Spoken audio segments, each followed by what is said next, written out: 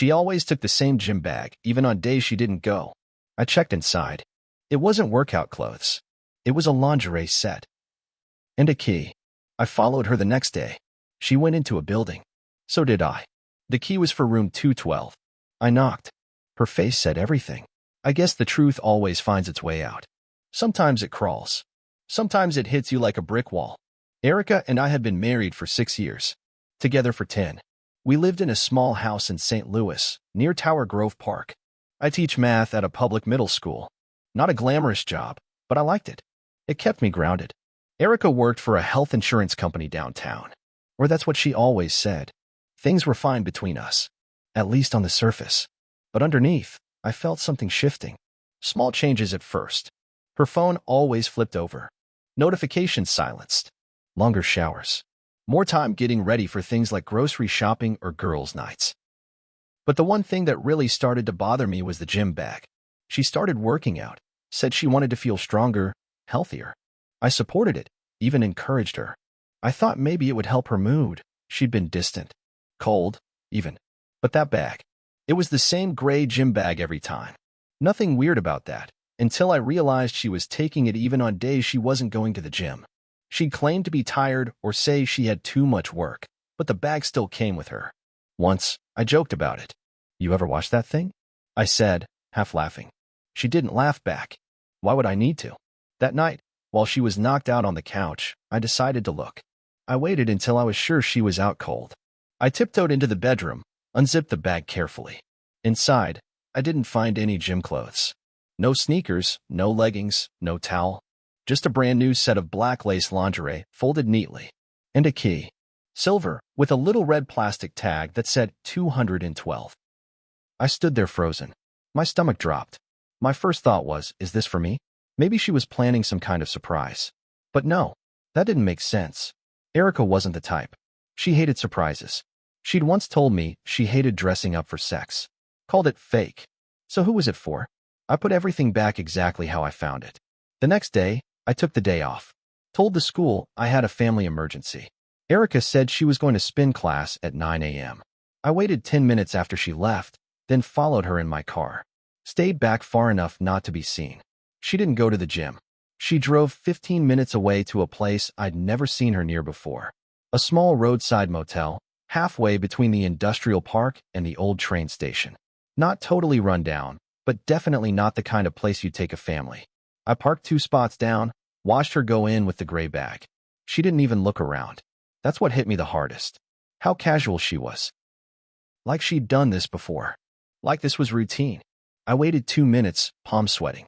My heart pounding so hard I thought I might throw up. Then I got out, went in. The front desk guy didn't even look up from his phone. I found the elevator. 2nd floor. Walked slow. Every step felt heavy. Room 212. I stood there for maybe 30 seconds before I knocked. It was either now or never. The door opened fast. It was Erica. She was wearing the black lingerie. The same set from the bag. She thought it was someone else. Probably him. When she saw me, her mouth opened but nothing came out. Her eyes went wide. She grabbed the door frame like she needed it to stand. She looked like she'd seen a ghost. And maybe she had. Because whatever version of me she thought would never find out, he was dead the second I saw that key. I didn't say a word. I just looked at her. And I could tell. She knew it was over. But I wasn't walking away. Not yet. Not until I made sure this cost her something. She tried to speak. Nothing came out at first. Then just one word. Wait. That's all she said. I didn't answer. I didn't need to. She backed into the room like she was afraid I'd blow up right there in the hallway. Maybe she thought I'd scream or hit something. But I didn't. I was calm. That kind of calm that feels sharp. Like a blade being drawn real slow. I stepped inside. The room smelled like cheap perfume and hotel soap. It was small, dim. A king-size bed. A half-drunk bottle of red wine on the table. 2 glasses. One still had lipstick on it. I heard movement from the bathroom. Her eyes darted toward it. I followed her look. "You're not alone," I said. She swallowed hard. "It's not, don't," I cut her off. "Don't lie. Not now." The door to the bathroom opened. And that's when I saw him. He was probably in his late 30s, shirtless, confused, holding a toothbrush like it was a weapon. I'd never seen him before. Tall, Tan, the kind of guy who spends more time at the gym than with his family. Who the hell are you? He said. Erica didn't speak. She didn't look at either of us. I turned to him, calm as ever. I'm her husband. You could see it hit him like a punch to the gut. He looked at her. You said you were divorced. She still didn't answer. Didn't move. That told me everything I needed to know. He wasn't just a one-time fling. He wasn't a mistake. He was someone she'd been seeing long enough to build a story with. A fake life. He shook his head. You're married? What the hell is wrong with you? She finally spoke. Quiet, shaking. I didn't think it would last. I laughed once. Just one bitter, dead laugh. Yeah, well, now you don't have to wonder. I turned and walked out. I didn't slam the door. I didn't say goodbye. I left them there, standing in their little rented lie. I didn't go home right away. I drove. I don't even know where I was going. I just needed space. Needed to think. I ended up in a Walmart parking lot 30 minutes away. Sat in the car, staring out the windshield for an hour. When I finally went home, the house was quiet. She wasn't there yet. Of course not. I walked into our bedroom. Sat on the edge of the bed. Everything looked the same, but it felt different. Like I didn't belong there anymore. Then I noticed something. The gym bag. She'd left it by the door. Still zipped. I walked over, opened it. It was empty. No lingerie. No key. Nothing. She'd cleaned it out. Like it never happened. She was trying to erase it already. I didn't say a word when she got home. She stood in the doorway, eyes red, face pale. Like she'd seen something she couldn't unsee. I'm sorry, she whispered. I looked her dead in the eyes. I'm not. That's when I started planning. The thing about betrayal is, once it happens, you start re-examining everything. Every memory gets poisoned. Every smile becomes fake. I didn't confront her again after that night. I didn't raise my voice, didn't call her names. I just watched. Quietly. That's what scared her the most. I moved into the guest room the next day. Told her I needed space. She agreed fast, too fast. She started sleeping with her phone under her pillow. Changed her passcode. But she was sloppy. Guilty people always are. I waited until she was in the shower one night. I knew her new passcode. Her birthday, reversed. She thought she was being clever. I went straight to her messages. There were a few short texts from the guy. His name was Ryan in her phone. Probably not his real name. But there was another name I didn't expect. Tara. Tara was her coworker.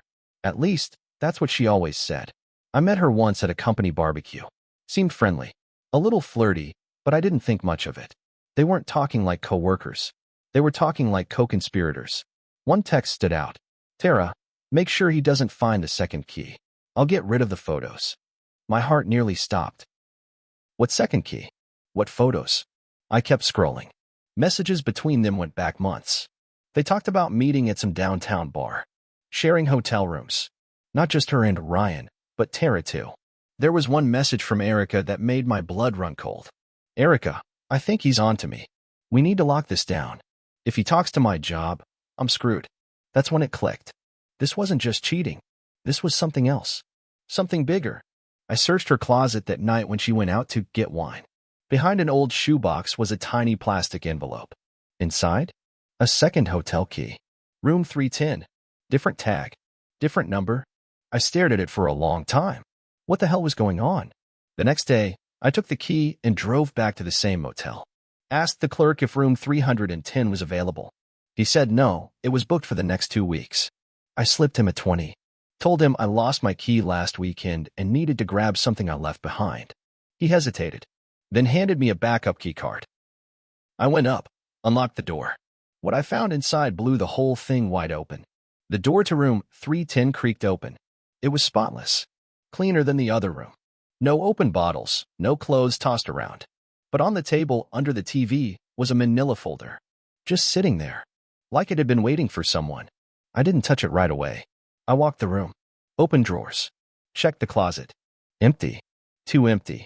Like no one actually stayed there, but someone used it. I finally opened the folder. Inside were printed photos. Dozens of them. Most were of me.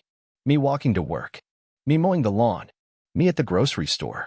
Me sitting on my front porch, drinking a beer. They were taken from a distance. Some from inside a car. Others through a window. It felt like my skin was crawling. Then there were others, photos of Erica. With Ryan. With Tara. All of them at that same motel. In different rooms. But the last photo was the worst. It was Erica, with my boss, at a bar, laughing. His hand on her leg. The caption on the back? Written in Tara's handwriting. Almost done. He's going to crack soon. I took every photo, every printout, every scrap, and drove home. Erica was on the couch watching some reality show, like nothing was wrong. I dropped the folder in her lap. She opened it. Her face went white. You lied, I said, calmly. You weren't just cheating. You were setting me up. She didn't deny it. She just sat there, like a kid caught with her hand in the cookie jar. I kept going. You had me followed. You had me watched. Why? She finally spoke. It was Tara's idea. At first, she said if I made you look unstable, I could get out clean. No alimony. No house. Just start over. She looked up at me like she expected sympathy. Tara works in HR at my job. She said she could help fake a harassment complaint if you got too close. We were going to move. Start a new life. My voice shook now. Not with fear. With rage. You were going to destroy me. I didn't want to, she shouted. But you wouldn't let me go. You never would. I stopped her with one word. Leave. What? Get your things. Leave. Right now. She hesitated. If you don't, I said, I'll send those photos to your job. To Tara's job. To Ryan's wife. Yeah. I found her, too. Lovely woman. Her eyes filled with tears. Please. I'll lose everything. I nodded. Exactly. She left that night. But I wasn't done. The next morning, I made copies of the photos. Sent them anonymously to Erica's HR department. Also sent them to the school board, along with a copy of my own story. Every message. Every threat. Every file. I quit my job that same week. Not because I had to, but because I had something better planned. I went to Ryan's wife. Gave her the folder in person. She didn't cry. She thanked me. 3 weeks later, Ryan was served divorce papers. His wife took the house, the car, and full custody. Tara? Fired. The HR scandal went deep. She was under investigation for helping cover for 2 other employees in the past. Erica lost her job too. Last I heard, she was working part-time at a diner outside Springfield. Alone. As for me, I moved to Kansas City. Got a new job. Teaching again. Smaller school, better kids. I see a therapist now. Still have trust issues. Still have bad dreams sometimes. But I sleep better. Because I didn't just catch her. I exposed all of them. They tried to destroy me. Thought I'd break. But I didn't. I watched them fall apart. And that's how I got my revenge.